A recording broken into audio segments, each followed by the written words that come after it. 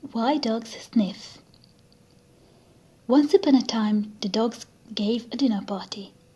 All the dogs were invited and all the dogs accepted the invitation. There were big dogs and little dogs and middle-sized dogs. There were black dogs and white dogs and brown dogs and grey dogs and yellow dogs and spotted dogs.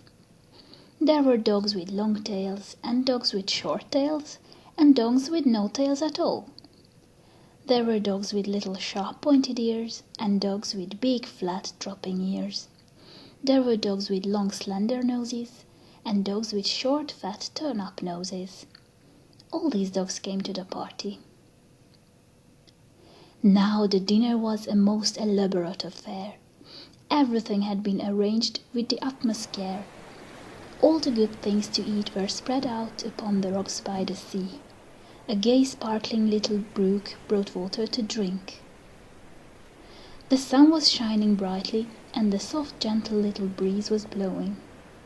Everything seemed absolutely perfect. But there was a cross fussy old dog who came to the party. She was a yellow dog, they say. Nothing ever suited her. Whenever she went to a party she always found fault with something. Sometimes there was too little to eat, and sometimes there was too much. Sometimes the hot things were not hot enough, and sometimes the cold things were not cold enough.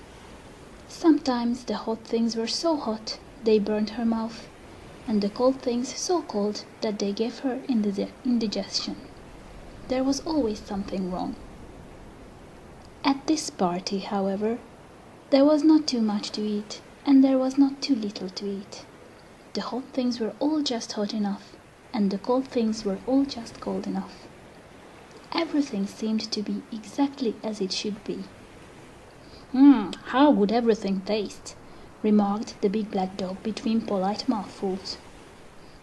Everything is seasoned exactly right," added the black and white spotted dog between mouthfuls, which were entirely too large to be polite.